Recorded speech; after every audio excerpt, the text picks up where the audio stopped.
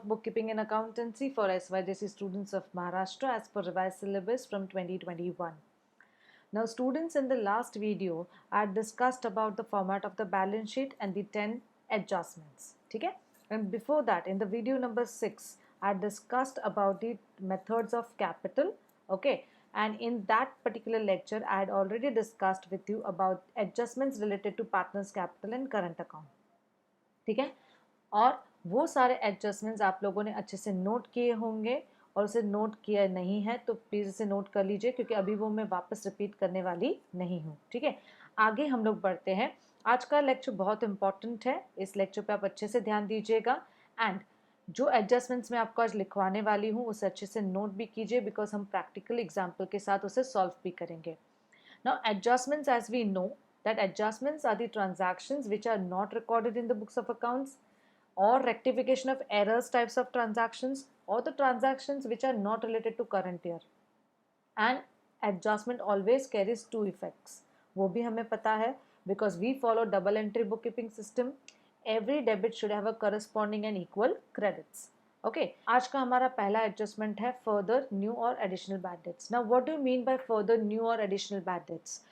यानी ऑलरेडी अगर trial balance में ऑलरेडी आपको बैड डेट्स दिया हुआ है और एडजस्टमेंट में आपको इन्फॉर्मेशन दिया जाता है फर्दर अमाउंट के बारे में कि ये भी बैड डेट से उसे रिटर्न ऑफ करना है, या कोई कस्टमर हमारा इंसॉल्वेंट हो गया, राइट, ऐसा कोई भी इन्फॉर्मेशन दिया जाता है तो उसे फर्दर एडिशनल या न्यू बैड डेट्स बोला जाता है ना. उसका फर्स्ट इफेक्ट क्या होगा? What will be the first effect? First effect will be profit and loss account debit side add to bad debts formula. ना ये फॉर्मूला क्या होता है और इसके इफेक्ट्स आप कैसे लिखोगे? I'll tell you about all this and we'll solve the practical example illustration also. Okay, just first you note down all the effects. The second effect will be asset side less from debtors. Obviously हमें debtors से पैसा नहीं मिलने वाला है तो we are going to minus it from the debtors. Second adjustment, provision or reserve for bad debts or doubtful debts. Now what do you mean by provision or a reserve? जैसे मैंने आपको जर्नल रिजर्व बताया था, provision for tax हम लोगों ने balance sheet के format में डिस्कस किया था.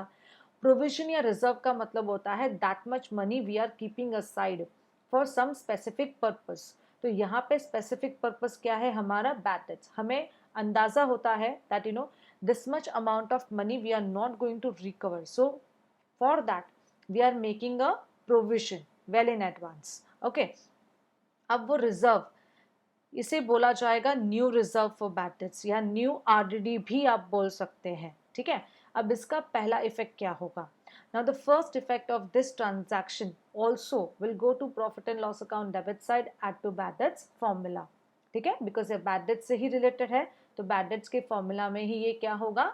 ऐड होगा. ठीक है, बिकॉज हम एक्सपेक्ट कर रहे हैं कि हमें और इतना लॉस होने वाला है, right. Second effect, again asset side less from debtors. So if you'll see that the effect of the further new additional bad debts or the provision for reserve or reserve for bad and doubtful debts का भी effect दोनों का क्या है? Same. दोनों के effect same है, लेकिन इसे लिखना कैसे है that is very very important, जो हम इलस्ट्रेशन में देखेंगे. ठीक है, आगे बढ़ते हैं. नाउ ये नया इंट्रोडक्शन है, प्रोविजन और reserve for discount on debtors. Now जैसे हमें अंदाज़ा ये है कि इतना हमें पैसा रिकवर नहीं होगा, यानी इतना हमारा पैसा बैड डेट्स में जाएगा, उसका हम प्रोविजन पहले से ही कर रहे हैं. सेम वे हमें ये भी पता होता है कि हमें इतना डिस्काउंट भी देना पड़ेगा. ठीक है, अगर हमें कस्टमर से क्विक कलेक्शंस चाहिए तो हमने जो डिस्काउंट ऑफर्स उनको दिए हैं तो उसके हिसाब से जब वो पेमेंट करेंगे तो हमें उनको उतना डिस्काउंट भी देना पड़ेगा. तो अभी से वो लोग वो जो रिजर्व है उसके लिए क्रिएट करके रखेंगे कि इतना हमें डेटर्स को डिस्काउंट देना पड़ेगा. ठीक है, तो अभी उसके इफेक्ट्स क्या है, उसके भी इफेक्ट्स हम लोग देख लेते हैं. The first effect will go to again profit and loss account debit side because this all are expenses and losses for us. बराबर है, बैड डेट्स भी हमारे लिए लॉस है, रिजर्व फॉर बैड डेट्स भी हमारे लिए लॉस है क्योंकि उतना पैसा हमें मिलेगा नहीं, एंड इवन डिस्काउंट हम जो दे रहे हैं वो भी हमारे लिए क्या है? लॉस है, क्योंकि उतना हमें डेटर से पैसा मिलेगा नहीं. तो profit and loss account debit side में जाएगा, लेकिन ये क्या होगा? Add to discount. ठीक है, अब ये बैड डेट्स के फॉर्मूला में नहीं जाने वाला है, एड टू डिस्काउंट. ठीक है, इसे अच्छे से नोट कीजिए. नेक्स्ट सेकेंड इफेक्ट जाएगा asset side lace from debtors again, क्योंकि ये डेटर्स से ही हमें उतना पैसा कम मिलेगा। तो ये तीनों ट्रांजैक्शन की सेकेंड इफेक्ट कॉमन है, that is less from debtors. ठीक है, डिस्काउंट ऑन ये जो reserve for discount on debtors है, सिर्फ उसका पीएनएल डेबिट में हमें क्या करना है, ऐड टू डिस्काउंट करना है। समझ में आया? ये अच्छे से आपने नोट किया। देन प्रोविजन और reserve for discount on creditors, same way, जैसे हमको डेटर्स से हमें पता है कि हमको कस्टमर्स को डिस्काउंट देना पड़ेगा, तो वो हमारे लिए क्या है, एक्सपेंस है, लॉसेस है। ठीक है, वैसे ही हमें पता है कि हमें सप्लायर से कितना डिस्काउंट मिलेगा जब हम पेमेंट करेंगे, राइट। सो उसका हमें बेनिफिट भी मिलेगा। तो बेनिफिट मिलेगा तो ऑब्वियसली फर्स्ट इफेक्ट हमारा कहाँ पे जाएगा, liability side lace from creditors. ठीक है, यानी कि क्रेडिटर्स में से उतना पैसा क्या हो जाएगा, कम, क्योंकि हमें उन्हें कम पैसा देना है उतना।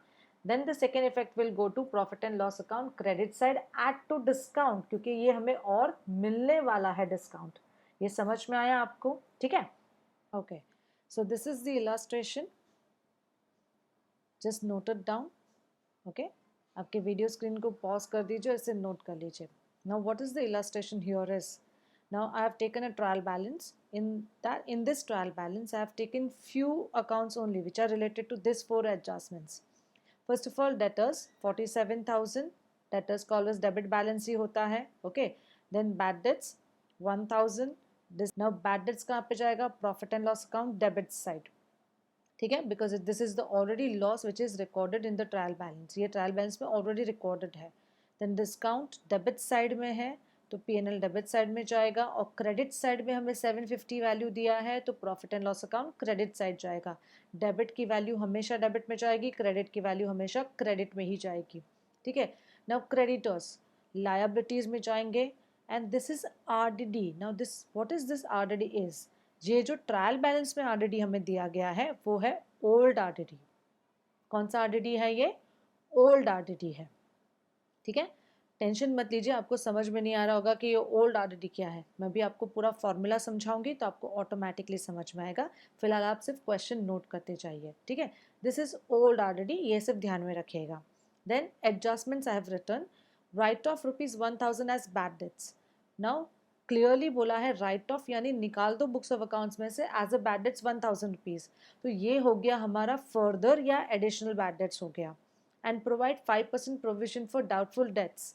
Now provision for doubtful debts, reserve for doubtful debts is your new RDD। ठीक है, ये ध्यान में रखें। तो हमेशा हमें फर्दर बैड डेट्स और न्यू RDD कहाँ पे दिए होंगे, एडजस्टमेंट्स में दिए होंगे। Then provide reserve for discount on debtors and creditors 1% and 2% respectively, यानी डेटर्स पे 1% एंड क्रेडिटर्स पे 2% हमें reserve for discount on debt discount create करना है। ओके, आई होप आप लोगों ने नोट कर लिया होगा और थोड़ा बहुत आपको क्वेश्चन समझ में आया होगा। ठीक है, अभी इसका प्रैक्टिकल हम लोग इलस्ट्रेशन करते हैं तो आपको समझ में आएगा। देन आपकी नोटबुक में फटाफट आप ये trading account, profit and loss account और बैलेंस शीट बना दीजिए, छोटे छोटे बनाइएगा तो भी चलेगा, बिकॉज मैं आपको आज जितने भी एडजस्टमेंट्स करवाऊंगी साथ में प्रैक्टिकल थोड़ा सा इलस्ट्रेशन भी हम सॉल्व करेंगे। ओके, नाउ फर्स्ट हम लोग ने अभी जो इलस्ट्रेशन देखा वो सॉल्व करते हैं। सबसे पहले ट्रायल बैलेंस में हमें दिया था डेटर्स, तो डेटर्स कहाँ पे जाएगा, एसेट्स में जाएगा। ठीक है, सो एसेट्स में हम लोग लिख देते हैं डेटर्स। ओके, ना उस पे एडजस्टमेंट है, राइट, एडजस्टमेंट तो है ही, उसे सॉल्व करने के लिए हम लोगों ने किया है। तो 47,000 में यहाँ पे कहाँ पे लिख देती हूँ, इनर कॉलम में। ठीक है, क्वेश्चन जब हम प्रैक्टिकल सॉल्व करेंगे तब मैं आपको पूरी तरीके से समझाऊंगी कि मार्किंग कैसे करना है। ठीक है, एडजस्टमेंट्स का मार्किंग कैसे करना है। अभी फिलहाल हम ये छोटे छोटे इलस्ट्रेशंस कर रहे हैं तो मैं आपको डायरेक्ट ही बता रही हूँ। ओके, डेटर्स 47,000 है, इनर कॉलम में जाएगा। ओके, देन उसके बाद हमें क्या दिया था, बैड डेट्स दिया था। ओके, तो बैड डेट्स मेरा कहाँ पे जाएगा, प्रॉफिट एंड लॉस अकाउंट में डेबिट साइड में जाएगा। सो मैं यहाँ पे अकाउंट है तो क्या लिखूंगी, टू बैड डेट्स।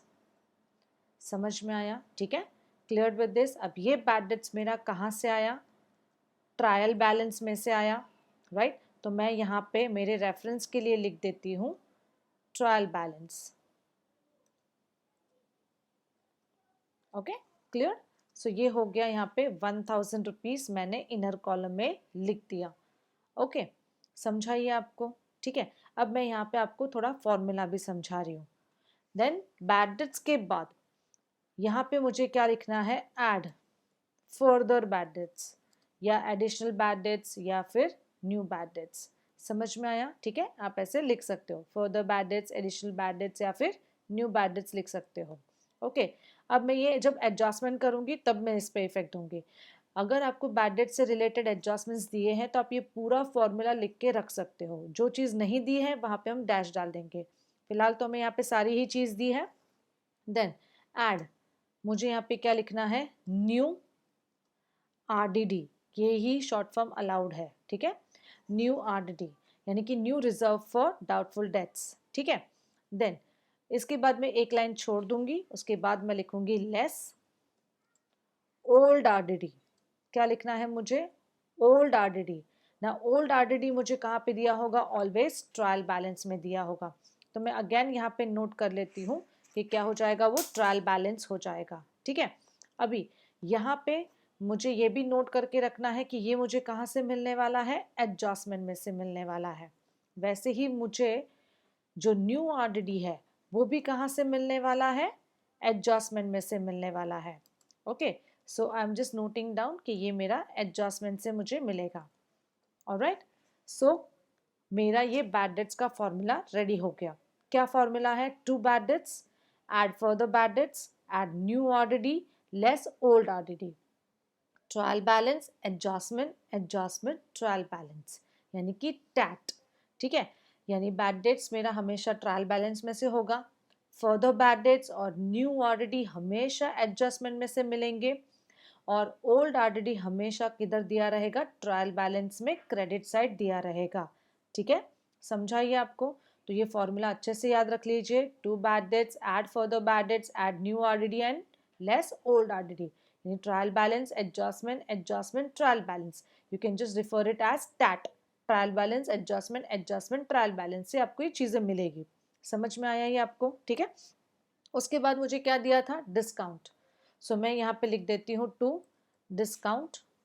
अगेन यहाँ पे एडजस्टमेंट है तो इनर कॉलम में लिखती हूँ 500, और डिस्काउंट मुझे दोनों तरफ दिया था, राइट। सो यहाँ पे भी आएगा बाय डिस्काउंट, तो यहाँ पे भी 750 मैं इनर कॉलम में लिख देती हूँ। ठीक है, ये पोस्टिंग हो गया। उसके बाद क्रेडिटर्स, क्रेडिटर्स कहाँ पे जाएगा, लायबिलिटीज में जाएगा। सो I will just mention over your creditors. Okay, 30,000 inner column। समझ में आया ये आपको? ठीक है, अब उसके बाद मुझे क्या दिया है, RDD जो ट्रायल बैलेंस में दिया है, तो मैं यहाँ पे तुरंत ही ओल्ड RDD के सामने मेंशन कर दूंगी 600 रुपीज़। ओके, जो मुझे ऑलरेडी क्वेश्चन में दिया हुआ है। समझाइए आपको? ठीक है, चलिए अभी एडजस्टमेंट क्या दिया था, write off ₹1000 as bad debts. ठीक है, तो अभी अभी हमने इफेक्ट्स पढ़े, तो इफेक्ट्स में क्या लिखा था, बैड डेट्स का इफेक्ट क्या होगा, less from debtors. Okay, and profit and loss account कहाँ पे जाएगा, डेबिट साइड। तो यहाँ पे आपको दिख रहा है ये फर्दर बैड डेट्स है, और यहाँ पे ये आपको डेटर्स दिख रहा है, राइट। लेकिन ये एडजस्टमेंट करने से पहले I just inform you about the important thing. Now debtors पे आपको हमेशा ध्यान रखना है कि before doing bad debts adjustment, okay, आपको ध्यान रखना है कि there should not be any other adjustment. So otherwise first you have to do the other adjustments and then you have to do the bad debt adjustment. So अगर ये दिए हैं तो ही करने हैं, अदरवाइज नॉट। अब ये अदर एडजस्टमेंट्स क्या है, जैसे हमने देखा अनरिकॉर्डेड सेल्स, लास्ट लेक्चर में हमने किया, bills receivable dishonored, यानी any adjustment which is related to debtors apart from bad debts, RDD and reserve for discount। ये तीन एडजस्टमेंट के अलावा जो भी डेटर से रिलेटेड एडजस्टमेंट है वो सारे अदर एडजस्टमेंट्स हैं। फिलहाल तो इस क्वेश्चन में हमें कोई भी अदर एडजस्टमेंट दिया नहीं है, ठीक है, लेकिन मैं आपको सिर्फ मेंशन कर रही हूँ, आपको ये हर बार आंसर में लिखना ज़रूरी नहीं है। ओके, ये हम सिर्फ ये प्रैक्टिकल इलास्ट्रेशन कर रहे हैं तो मैं आपको समझा रही हूँ। ओके, सो सबसे पहले ऐड और लेस अदर एडजस्टमेंट होगा, उसी के बाद सबसे पहले फिर हम लोग क्या करेंगे, लेस फर्दर बैड डेट्स, यानी फर्दर बैड डेट्स यहाँ से माइनस हो जाएगा, एंड फर्दर बैड डेट्स का अमाउंट कितना था, 1000। ठीक है, सो यहाँ पे ही मेरा बैलेंस आएगा 46,000, यानी कि डेटर्स में से 47 में से 1,000 मैंने माइनस कर दिया, ठीक है। तो उसी का दूसरा effect profit and loss account में डेबिट साइड में फॉर्मूला में मैंने लिख दिया 1,000, ठीक है। इसके बाद उसी में हमें क्या बोला है, provide 5% RDD। So again debtors में से रिजर्व्स क्या हो जाएंगे, माइनस, तो 5% RDD, ओके, RDD मुझे माइनस करना है and I have to calculate 5% of 46,000। सो 46,000 का 10% क्या होता है, 4,600, और 4,600 का हाफ क्या होगा, 2,300, ठीक है, समझाइए आपको, ओके। अभी इसका ये RDD है, you can always mention over here new RDD also, 5% अगर आप लिख सकते हो कि न्यू RDD है, राइट। सो यहाँ पे जो न्यू RDD है वहाँ पे हम लोग क्या लिख देंगे, 2,300। समझ में आया ये आपको, ठीक है। अब मुझे क्या करना है, मेरा हो गया बैड डेट्स माइनस हो गया डेटर्स में से, और न्यू RDD माइनस हो गया, वही मैंने यहाँ पे फॉर्मूला में भी डाल दिया, ठीक है। तो मेरा ये फॉर्मूला क्या हो गया, कंप्लीट हो गया। Bad debts, add further bad debts, add new RDD less old RDD। तो मुझे अभी इसका क्या करना है, टोटल करना है, राइट। तो मेरा यहाँ पे टोटल कितना हो गया, 4,300 हो गया ना। 4,300 में से 600 क्या हो जाएगा, माइनस हो जाएगा, ठीक है।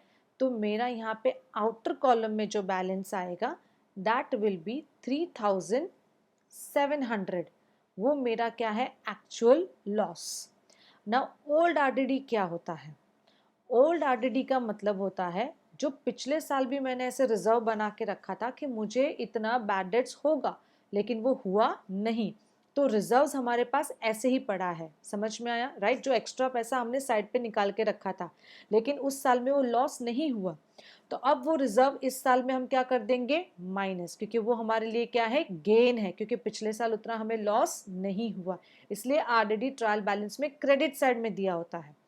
यानी आपका करंट ईयर का जो लॉस है वो 4,300 है टोटल, ठीक है। उसमें से पिछले साल के जो 600 बच गए वो मैं माइनस कर देती हूँ, तो मेरा एक्चुअल लॉस इस साल का कितना हुआ, 3,700। आई होप यहाँ तक आपको क्लियर हुआ होगा, ठीक है। फिर से रिपीट कर देती हूँ, डेटर्स, डेटर्स पे सबसे पहले क्या होगा, एड और लेस अदर एडजस्टमेंट, उसी के बाद फर्दर बैड डेट्स, और उसी के बाद न्यू RDD माइनस होगा।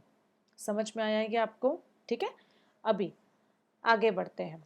आगे हमें और एक एडजस्टमेंट दिया था कि provide reserve for discount on debtors, okay, and creditors 1% and 2% respectively. Now 1% हमें प्रोवाइड करना है, किस पे प्रोवाइड करना है, डेटर्स पे प्रोवाइड करना है। तो पहले हम क्या करेंगे, ये जो 46,000 है उसमें से हम लोग ये 2,300 क्या करेंगे, माइनस करेंगे, तो मेरा बैलेंस क्या बचता है, 43,700 मेरा बैलेंस बचता है, ठीक है। तो अभी मुझे सबसे पहले डेटर्स में से क्या करना है, less 1%, okay, new reserve for discount on debtors, ये नया ही है ना, इसी साल हम लोगों ने किया, ठीक है। New reserve for discount on debtors, okay, इसमें कोई शॉर्टकट अलाउड नहीं है ना। 1% आप निकालो, सो 43,700 का अगर 1% आप निकालते हो तो कितना हो जाएगा, 437 हो जाएगा। समझ में आया ये आपको, ठीक है ना। ये जो नया रिजर्व क्रिएट हुआ वो यहाँ पे डिस्काउंट में क्या हो जाएगा, ऐड हो जाएगा, क्योंकि और इतना हमें डिस्काउंट देना पड़ेगा। सो add new reserve for discount on debtors, ठीक है, डिस्काउंट ऑन डेटर्स।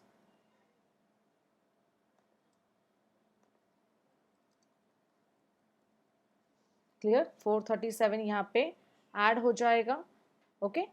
तो मेरा यहाँ पे टोटल कितना हो गया, 937। अब इसमें मुझे कोई ओल्ड रिजर्व दिया नहीं है, अगर इसमें भी मुझे कुछ ओल्ड रिजर्व दिया होता तो ये मेरा क्या हो जाता, again minus like an old RDD।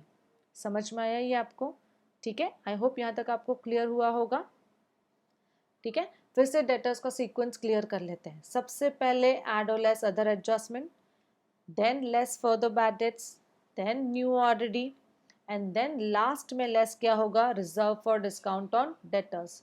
ये सीक्वेंस आगे पीछे नहीं हो सकता है, समझ में आया? ठीक है, मैं ऐसा नहीं कर सकती हूँ कि पहले आरडीडी कर दूँ फिर फर्दर बैड डेट्स करूँ, ओके, और फिर या मैं पहले reserve for discount on debtors सबसे पहले कर दूँ फिर फर्दर बैड डेट्स फिर न्यू आरडीडी, नहीं, ऐसा नहीं हो सकता है। ठीक है, सो हमें ये अच्छे से ध्यान में रखना है। Clear with this? यहाँ पे बैड डेट्स का फॉर्मूला ध्यान में रखें, to bad debts add further bad debts add new RDD and less old RDD. Okay, now discount में भी मैंने क्या किया, ये जो न्यू रिजर्व है वो ऐड हो गया। अगर मुझे डिस्काउंट का भी ओल्ड रिजर्व दिया रहता आरडीडी के पास, यानी कि क्रेडिट साइड में दिया रहता ट्रायल बैलेंस में, तो वो भी मैं यहाँ पे क्या कर देती, माइनस, लेकिन ऐसा कुछ दिया नहीं है। ठीक है, तो हम लोग वो नहीं करेंगे। ओके, देन आगे बढ़ते हैं, क्रेडिटर्स। नाउ क्रेडिटर्स पे हमें डिस्काउंट प्रोवाइड करना है, तो अगेन यहाँ पे भी मुझे क्या करना है, एड और लेस अदर एडजस्टमेंट्स करने हैं, यानी कि unrecorded purchases, bills payable, dishonoured, ऐसे कोई भी एडजस्टमेंट अगर क्रेडिटर से रिलेटेड है तो मुझे सबसे पहले करने हैं। ठीक है, अगर वो नहीं दिया है तो उसके बाद मुझे क्या करना है, लेस, कितना परसेंटेज हमें बोला था, 2% हमें बोला था, तो 2% new reserve for discount on debtors.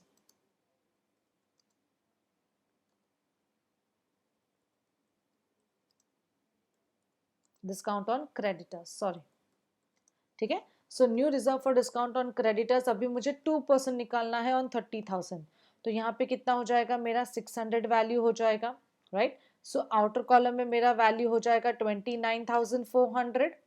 Okay, अभी ये जो new reserve for discount on creditors है, जो मुझे डिस्काउंट मिलने वाला है, तो इनकम है तो क्रेडिट साइड में जाएगा, और यहाँ पे क्या हो जाएगा, ऐड हो जाएगा, क्योंकि मेरी इतनी इनकम क्या हो जाएगी, बढ़ जाएगी।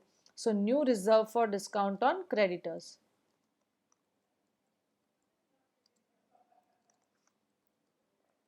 ठीक है, सो द अमाउंट इज 600, ये मैं यहाँ पे ऐड कर देती हूँ, तो टोटल मेरा क्या हो जाएगा, इनकम 1350। ओके, समझा ये आपको? आई होप यहाँ तक आपको क्लियर हुआ होगा। ओके, और अच्छे से इसे नोट कर लीजिए, क्रेडिटर्स में भी सेम रूल फॉलो होगा, सबसे पहले एड और लेस अदर एडजस्टमेंट, यहाँ पे फिर डायरेक्टली क्या हो जाएगा, new reserve for discount on creditors. ठीक है, देन यहाँ पे डिस्काउंट में हमें क्या करना है, ऐड। अगर यहाँ पे भी ओल्ड रिजर्व और डिस्काउंट ऑन क्रेडिटर्स दिया होता तो हम माइनस करते, लेकिन ऐसा कुछ यहाँ पे दिया नहीं है, तो फिलहाल हमें सिर्फ याद रखना है कि रिजर्व फॉर डिस्काउंट जो होगा, चाहे वो डेटर का हो या क्रेडिटर का हो, वो डिस्काउंट में क्या होगा, ऐड। लेकिन डेटर का डिस्काउंट कौन सा है, डेबिट वाला, और क्रेडिटर का डिस्काउंट कौन सा है, क्रेडिट वाला। ठीक है, इतना आप अच्छे से याद रखिए। ओके, नेक्स्ट हमारा एडजस्टमेंट है uninsured goods lost by fire, theft और एक्सीडेंट। ठीक है, अगर अनइंश्योर्ड है, यानी हमने उसका इंश्योरेंस पॉलिसी नहीं निकाला है, अगर वो हमारा goods lost by fire, theft या एक्सीडेंट हो जाता है, तो वो हमारे लिए क्या है, सबसे पहले तो मॉनिटरी लॉस। तो मॉनिटरी लॉस यानी प्रॉफिट एंड लॉस अकाउंट कहाँ पे जाएगा, डेबिट साइड, क्योंकि वो जो गुड्स हमने मैन्युफैक्चरिंग किया उसका कॉस्ट क्या हो गया, चला गया, राइट, तो हमें पैसों से भी नुकसान हुआ। देन गुड्स भी गया, तो trading account is related to inflow and outflow of goods also. So अगर जब भी गुड्स बिजनेस में से बाहर जाएगा, सेकेंड इफेक्ट उसका कहाँ पे जाएगा, ट्रेडिंग अकाउंट क्रेडिट साइड पे जाएगा। ठीक है, नेक्स्ट है insured goods lost by fire, theft और एक्सीडेंट। नाउ इंश्योर्ड गुड्स में क्या होता है, दैट जो पॉलिसी हम निकालते हैं स्टूडेंट्स, वो जनरल पॉलिसी होता है। ठीक है, तो जनरल पॉलिसी में फुल क्लेम मिलना बहुत रेयरली पॉसिबिलिटीज होती है, मतलब रेयर पॉसिबिलिटीज होती है। सो यहाँ पे हमें क्या मिलता है, पार्ट क्लेम मिलता है। ओके, तो यहाँ पे जो इफेक्ट्स है वो हमारी 3 जगह पे जाएगी। ठीक है, आई एम नॉट सेइंग कि this are the 3 effects. Effects तो 2 ही है, debit has to be equals to credit, वो हमें ध्यान रखना है। तो वो डेबिट और क्रेडिट इक्वल करने के लिए यहाँ पे 3 जगह पे इफेक्ट जाएगी। ओके, यानी कि 3 प्लेसेस पे इफेक्ट जाएगी फाइनल अकाउंट्स में। पहला जो प्लेस है फाइनल अकाउंट में हम जो इफेक्ट देंगे वो है profit and loss account debit side, balance sheet asset side और ट्रेडिंग अकाउंट क्रेडिट साइड। ठीक है, अभी profit and loss account debit और बैलेंस शीट एसेट, ये दोनों ही डेबिट बैलेंसेस हैं, समझ में आया? ठीक है, और ट्रेडिंग अकाउंट क्रेडिट साइड। तो ये सभी हमारी तीनों इफेक्ट्स जो है वो कैसे टैली होती है वो मैं आपको इलास्ट्रेशन के साथ बताऊंगी। ठीक है, तो आप ये फटाफट इलास्ट्रेशन नोट कर लीजिए। एडजस्टमेंट है, first uninsured goods lost by fire ₹5,000। ठीक है, ये पहला एडजस्टमेंट है। Second, goods lost by fire ₹20,000, insurance company admitted claim of ₹15,000। ठीक है, और एक मैं आपको एडजस्टमेंट बता देती हूँ, इसका भी इलस्ट्रेशन नोट करके हम तीनों साथ में सॉल्व करेंगे। Goods distributed as free samples. ना हमें पता है स्टूडेंट्स कि हम लोग फ्री सैम्पल्स के तौर पे बहुत सारी कंपनियां गुड्स डिस्ट्रीब्यूट करती है for a part of an advertisement promotion of the goods, right. तो सेम वे उसका इफेक्ट भी वैसे ही हमें देना है। The first effect will go to profit and loss account debit side add to advertisement, okay. और सेकेंड इफेक्ट जाएगा trading account credit side, okay. अब यहाँ पे ये इंपॉर्टेंट नोट आपको करना है कि अगर आपको ट्रायल बैलेंस में एडवर्टाइजमेंट नहीं दिया और एडजस्टमेंट दिया है goods distributed as free sample का, तो आप डायरेक्टली फ्री सैंपल नहीं लिखोगे, आप ऑलवेज क्या लिखोगे, टू एडवर्टाइजमेंट ही लिखोगे। ठीक है, because free sample is a part of advertisement. इसका भी एडजस्टमेंट नोट कीजिए। Goods distributed as free samples costing ₹3,000 and selling price is ₹5,000, okay. I hope यहाँ तक आपने नोट कर लिया होगा। चलिए अब इसका भी हम लोग प्रैक्टिकली इफेक्ट्स जो है वो करके देखते हैं, तो हमें समझ में आएगा कि इसके इफेक्ट्स कैसे देने हैं। सबसे पहले uninsured goods lost by fire. Uninsured goods lost by fire है, राइट। तो हमारे लिए क्या हुआ, लॉस हुआ। तो पहला इफेक्ट यहाँ पे आया, तो हमें यहाँ पे क्या लिखना है, to loss by fire, profit and loss account debit side. ठीक है, यहाँ पे गुड्स वर्ड इस्तेमाल नहीं होगा, क्योंकि जो गुड्स है वो कहाँ पे रिकॉर्ड होगा, ट्रेडिंग में रिकॉर्ड होगा। तो वो गुड्स बनाने के लिए, मैन्युफैक्चरिंग के लिए जो हमने पैसा खर्चा किया वो भी तो हमें लॉस हुआ, तो मॉनेटरी लॉस हम यहाँ पे दिखाएंगे, लॉस बाय फायर। ठीक है, what was the amount of the loss by fire was uninsured goods 5,000। तो मैं सीधा आउटर कॉलम में लिख देती हूँ, क्योंकि मुझे इसमें कुछ प्लस माइनस करना नहीं है। ठीक है, ये जो ट्रांजैक्शन है वो रिकॉर्ड ही नहीं हुआ था, तो अब हम रिकॉर्ड कर रहे हैं। अब ट्रेडिंग अकाउंट में क्रेडिट साइड में दूसरा इफेक्ट जाएगा।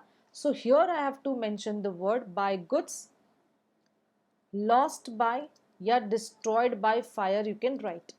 सीधा आउटर कॉलम में जाएगा 5,000, ओके। क्लियर विद दिस, ये अनइंश्योर्ड गुड्स का क्लियर हो गया आपको। नाउ सेकेंड एडजस्टमेंट मैंने उससे रिलेटेड आपको दिया था कि जो इंश्योर्ड गुड्स है, ओके, वो 20,000 का है, ओके, और उसमें इंश्योरेंस कंपनी ने क्लेम एडमिट किया है 15,000 का। समझ में आया आपको, यानी हमारा गुड्स तो टोटल कितने का लॉस हुआ है, 20,000 का। तो ट्रेडिंग अकाउंट क्रेडिट साइड में मैं वापस लिख देती हूँ कि by goods lost by fire. आपको ये मेंशन करने की जरूरत नहीं है कि ये इंश्योर्ड है या अनइंश्योर्ड है, you have to always write goods lost by fire या डिस्ट्रॉयड बाय फायर। तो आपका टोटली बिजनेस में से गुड्स गया है 20,000, तो क्रेडिट में 20 का इफेक्ट आया है। समझ में आया ये आपको। तो हमें यहाँ पे वापस क्या करना है, एसेट्स में मैं इफेक्ट दूंगी। एसेट्स में मुझे क्या लिखना है, मुझे इंश्योरेंस कंपनी से मिलने वाला है, तो इंश्योरेंस क्लेम रिसीवेबल, मिला नहीं है, मिलने वाला है, राइट। सो मिलने वाला है, तो मैं यहाँ पे आउटर कॉलम में इसे ट्रांसफर कर दूंगी। कितना मिलने वाला है मुझे, 15,000, ओके। तो अब देखिए, डेबिट है, एसेट्स मतलब डेबिट है, डेबिट में मैंने कितना एंट्री पास किया, 15,000 का। क्रेडिट में मैंने कितना अमाउंट का इफेक्ट पास किया है, 20,000 का। तो 5,000 कहाँ जाएगा, यानी कि 20,000 का नुकसान हुआ, कंपनी से मुझे 15,000 ही मिलने वाले हैं। सो मेरे बिजनेस को 5,000 का क्या हुआ है, loss, which I have to bear. तो वो 5,000 मुझे यहाँ पे प्रॉफिट एंड लॉस में मेंशन करना है। समझ में आया, यानी ये जो ट्रांजैक्शन है 15 + 5, डेबिट डेबिट 20 हुआ और क्रेडिट भी क्या हुआ, 20। तो अब ये double entry book keeping system के हिसाब से मैच कर रहा है। इफेक्ट्स दो ही हुए हैं, डेबिट में गया, क्रेडिट में 20, 20 डेबिट 20 क्रेडिट इफेक्ट हुआ, ओके। लेकिन जगह कितनी है, 3। Trading account credit side, profit and loss account debit side and assets, 3 जगह पे इसके इफेक्ट्स गए हैं। समझ में आया ये आपको, ठीक है। Then goods distributed as free sample costing rupees 3000 and selling price rupees 5000. Now business में से वापस गुड्स गया, आपने फ्री सैंपल्स के तौर पे डिस्ट्रीब्यूट किया. समझ में आया ये आपको? ठीक है. तो अब यहाँ पे दो प्राइसेस दी है, कॉस्ट प्राइस और सेलिंग प्राइस. तो कौन सा प्राइस हम लेंगे? आप सोचिए, आपके दिमाग में सबसे पहले क्या आता है? आपके दिमाग में शायद मेजॉरिटी के सबसे पहले आएगा सेलिंग प्राइस. नहीं, हम सेलिंग प्राइस नहीं लेंगे. हम कौन सा प्राइस लेंगे? Cost price. क्योंकि ये जो गुड्स है वो हम बेच नहीं रहे हैं, हम ये प्रमोशन के लिए बांट रहे हैं. तो ये हमारे लिए एक्सपेंस है. तो हम एक्सपेंस ज़्यादा क्यों रिकॉर्ड करें, जबकि हमारा गुड्स हमें कितने में पड़ा है? 3000 में पड़ा है, और हमने एक्चुअली 3000 का गुड्स ही डिस्ट्रीब्यूट किया है. हम जब बेचेंगे, सेल्स करेंगे, तब सेलिंग प्राइस रिकॉर्ड करेंगे. लेकिन जब भी गुड्स बिजनेस में से बाहर जाता है, apart from sales, okay, sales के अलावा कहीं बाहर जाता है, so that will be recorded on the cost price. ठीक है. So by goods distributed as free samples. ठीक है, यहाँ पे मुझे पूरा लिखना है, और यहाँ पे मेरा अमाउंट कितना आएगा? Cost price 3000. ठीक है. Now this is a part of advertisement. अब यहाँ पे तो मैंने कुछ भी ट्रायल बैलेंस में मुझे दिया ही नहीं था, तो भी मुझे यहाँ पे क्या लिखना है? एडवर्टाइजमेंट.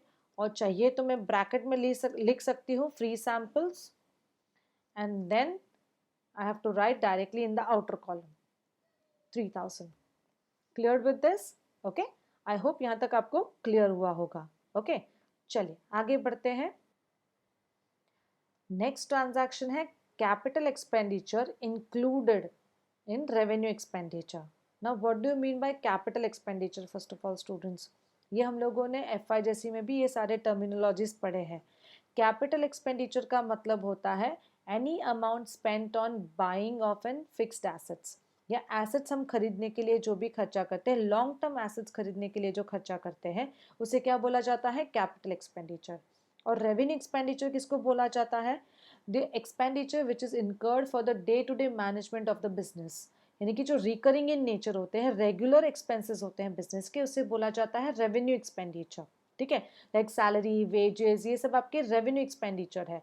लेकिन आप फर्नीचर, मशीनरीज जो है वो कभी कभार खरीदोगे, रेगुलरली या रोज नहीं खरीदते हो, तो उसे कैपिटल एक्सपेंडिचर बोला जाता है. ठीक है. अब कैपिटल एक्सपेंडिचर हमने गलती से रेवेन्यू एक्सपेंडिचर में इंक्लूड कर दिया. ठीक है. यानी एसेट्स के ऊपर हमने कोई खर्चा किया, वो हमने नॉर्मल एक्सपेंसेस में डाल दिया, तो वो क्या होगा? लेस फ्रॉम ट्रेडिंग, या तो फिर प्रॉफिट एंड लॉस अकाउंट में से माइनस होगा. यहाँ पे जहाँ पे भी हमने गलती से इंक्लूड किया है वहाँ से माइनस करना है, because it is wrongly included, so we have to minus it.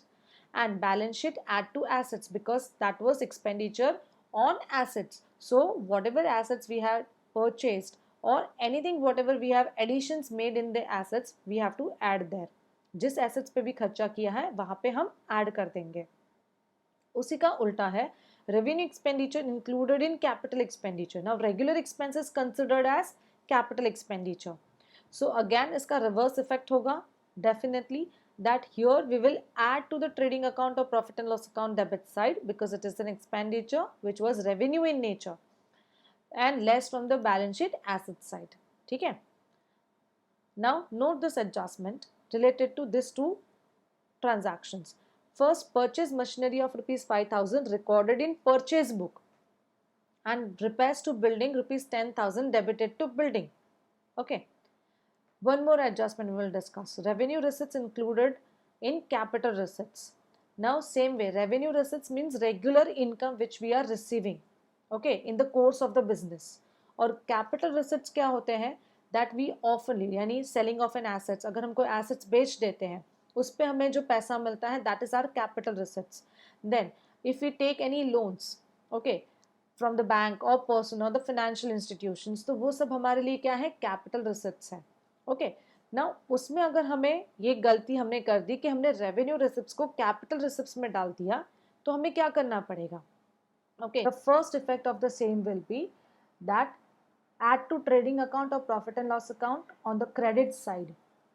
ठीक है, बिकॉज हमने रेगुलर इनकम को कैपिटल रिसिप्ट्स कंसिडर कर लिया है, और कैपिटल रिसिप्ट्स कैसा रहता है? It's a non recurring. कभी कभार ये होता है, हम लोग रोज लोन नहीं लेते, हम लोग रोज एसेट्स नहीं बेचते हैं, तो हमने गलती से उसमें डाल दिया था, तो ये रेगुलर इनकम है, तो इसमें क्या करना पड़ेगा, ऐड करना पड़ेगा। ठीक है। और अगर बैलेंस शीट साइड में आपको दो चीजें याद रखनी है, अगर वो लायबिलिटीज में इंक्लूड किया है तो वहां से क्या होगा, लेस। ठीक है। और अगर एसेट्स में इंक्लूड किया है तो वहां पे क्या होगा, वो ऐड होगा। ओके। उसी से रिलेटेड यहाँ पे मैंने एडजस्टमेंट दिए हैं, हम ये सॉल्व करेंगे तो आपको ज़्यादा पता चलेगा। नोट कर लीजिए इसे, good sold of ₹15,000 recorded as sale of furniture. Second is bad debts recovered of ₹2,000 from Avinash included in bills payable. ठीक है। तो आपने यहाँ तक रिकॉर्ड कर लिया होगा। चलिए ये सबका हम लोग प्रैक्टिकल इफेक्ट्स करके देख लेते हैं, तो आपको उसमें ज़्यादा समझ में आएगा। नाउ सबसे पहले क्या है कि purchase machinery of ₹5,000 is recorded in purchase book. Okay. Now for example कि यहाँ पे परचेज बुक का मतलब होता है परचेसेस। फॉर एग्जाम्पल परचेसेस यहाँ पे जो है वो 50,000 है। ठीक है। और यहाँ पे जो है machinery I will write of 60,000। Alright. ठीक है। सो अभी मुझे क्या करना है, मैंने मशीनरी खरीदा था और गलती से मैंने उसको किस में डाल दिया है, परचेस बुक में डाल दिया है। कैपिटल एक्सपेंडिचर को मैंने रेवेन्यू एक्सपेंडिचर कंसिडर कर लिया, मैंने यानी कि मैंने परचेस ऑफ गुड्स समझ लिया। तो मुझे यहां से क्या करना पड़ेगा, माइनस लेस मशीनरी परचेस्ड,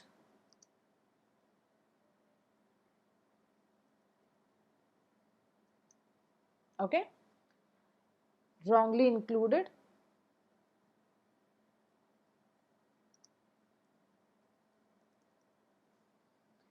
सो यहाँ पे मुझे 5,000 क्या करना है, माइनस करना है। सो आउटर कॉलम में मेरा आंसर आएगा 45,000, यानी मेरा एक्चुअली परचेज जो है गुड्स का वो कितना है, 45,000 है।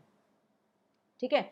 देन यहाँ पे मशीनरी में मुझे क्या करना पड़ेगा, इसे ऐड करना पड़ेगा। सो ऐड एडिशंस, यानी कि नया खरीदा मैंने, सो एडिशंस है, 5,000 यहाँ पे ऐड होगा, तो टोटल यहाँ पे कितना हो जाएगा, 65,000 हो जाएगा। ठीक है। क्लियर विद दिस, यानी मशीनरी को गलती से परचेस में डाला तो परचेस में से माइनस कर दिया और मशीनरी में ऐड कर दिया। समझा ये। ठीक है। नेक्स्ट हमारा ट्रांजेक्शन क्या था कि repairs to building, okay, is debited to building account. अभी जो रिपेयरिंग चार्जेस होते हैं वो तो हमारे रेगुलर एक्सपेंडिचर होते हैं, राइट। नाउ फॉर एग्जांपल कि यहाँ पे आपका जो बिल्डिंग है, ओके, वो 1,00,000 रुपीज का है और गलती से आपने बिल्डिंग में खर्चा इंक्लूड कर दिया है, तो हमें यहाँ पे क्या करना पड़ेगा,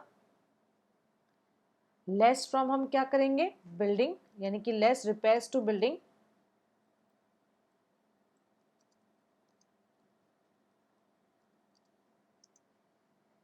रिपेयर्स टू बिल्डिंग इज 10,000। जब हम यहाँ से माइनस करेंगे तो आउटर कॉलम में कितना जाएगा, 90,000। ओके। नाउ ये हमारा एक्सपेंडिचर है, तो एक्सपेंडिचर है तो पीएनएल अकाउंट डेबिट साइड में जाएगा टू रिपेयर्स टू बिल्डिंग। इसका कोई सेपरेट हेडिंग हमें नहीं दिया था, तो हम लोग डायरेक्टली लिख के इसे आउटर कॉलम में ट्रांसफर कर देंगे। समझ में आया ये आपको। ठीक है। ओके। फॉर एग्जाम्पल जो हमारा सेल्स है वो है 1,50,000। नाउ ट्रांजैक्शन सेल्स के goods sold of ₹50,000 is recorded as sale of furniture. Okay. तो हमने गुड्स जो बेचा था उसको सेल ऑफ फर्नीचर कंसिडर कर लिया, बट टेक्निकली तो क्या है, सेल्स है, यानी हमारा सेल्स रिकॉर्ड नहीं हुआ था। ठीक है। सो यहाँ पे हम लोग क्या करेंगे, सेल्स में क्या करेंगे, ऐड करेंगे। ओके। तो रिकॉर्डेड नहीं था, right.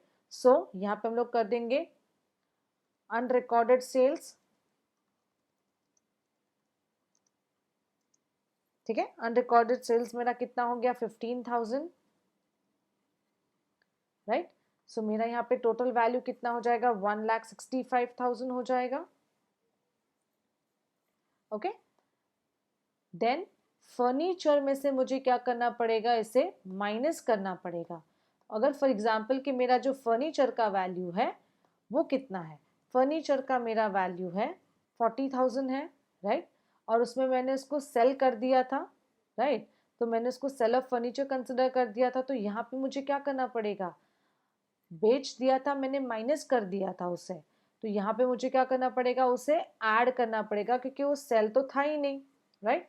So only deducted as sales. Okay, so 15,000 मेरा यहाँ पे क्या हो जाएगा, ऐड हो जाएगा, तो यहाँ पे 55,000 my value of furniture will be in the outer column. Clear with this, समझ में आया ये आपको, राइट? ओके, चलिए आगे बढ़ते हैं, और ये अच्छे से आप नोट भी कर लीजिएगा। जो रेवेन्यू रिसिप्ट्स है, जो कैपिटल रिसिप्ट्स में हम लोगों ने इंक्लूड कर दिया, उसका सेकेंड एडजस्टमेंट मैंने लिया है कि बैड डेट्स जो रिकवर्ड हुआ है 2,000 रुपीज़ अविनाश से, वो हमने गलती से किस में इंक्लूड कर दिया है, बिल्स पेबल में इंक्लूड कर दिया है, तो वो तो लायबिलिटी का कोई एडजस्टमेंट नहीं है। सो फॉर एग्जाम्पल कि अगर यहाँ पे बिल्स पेबल जो है वो है आपका 10,000, राइट, यहाँ पे इनर कॉलम में मैं लिखूंगी बिकॉज एडजस्टमेंट है उसके ऊपर। ओके, तो यहाँ से मुझे क्या करना है, उसको लेस करना है। ओके, क्या है, bad debts recovered wrongly included, right. So 2,000 यहाँ से माइनस हो जाएगा, सो आउटर कॉलम में मेरा बैलेंस होगा 8,000। ठीक है, ये आपको समझा, क्योंकि वो बिल्स पेबल से रिलेटेड नहीं है, हमारा bad debts recovered is an income, तो गलती से हमने उसे बिल्स पेबल में इंक्लूड किया था, तो हम यहाँ से क्या कर रहे हैं, अभी से माइनस कर रहे हैं। ठीक है, अब वो इनकम है, तो इनकम है तो कहाँ पे जाएगा, profit and loss account, credit side में जाएगा। तो यहाँ पे कोई बैड डेट्स रिकवर्ड पहले से नहीं है, तो मैं यहाँ पे क्या करूँगी, अलग से अकाउंट डायरेक्टली लिख दूंगी कि बाय बैड डेट्स रिकवर्ड, और सीधा आउटर कॉलम में 2,000 में रिकॉर्ड कर दूंगी यहाँ पे। ठीक है, समझाइए आपको। तो ये जितने भी सारे हमने एडजस्टमेंट्स किए related to revenue expenditure included in capital expenditure, और capital expenditure included in revenue, and revenue receipts included in capital receipts, this all are adjustments related to what, rectification of errors। ठीक है, आई hope यहाँ तक आपको समझा होगा, clear. Okay, the next slide is regarding the last video में मैंने जो आपको क्वेश्चंस पूछे थे उसके आंसर्स है, इसे नोट कर लीजिए। Current account always shows a debit balance, disagree. It is compulsory to have a partnership agreement in writing, disagree. The balance of capital account remains constant under fixed capital method, agree. Profit and loss account reflects the true financial position, disagree. Profit and loss से financial position पता चलता नहीं है, financial position हमें balance sheet से पता चलता है। Okay, then interest on capital is an expenditure for the partnership firm, agree. Congratulations, first answer was given by Biswas Iram, second Manisha Prajapati, third again tie among Jyoti Prajapati and Aditya Nair. Congratulations। आज की video में मैंने आपको जो कुछ भी आज समझाया है आपको समझ में आया होगा। अगर कुछ भी डाउट है please do mention in the comment box. Okay, आज के ट्रांजैक्शंस बहुत ही इंपॉर्टेंट थे, इसलिए मैंने सब इलस्ट्रेशंस के साथ आपको एक्सप्लेन किया है। ओके, इसे अच्छे से नोट कीजिए। Take a very good care of yourself and your family. Take care.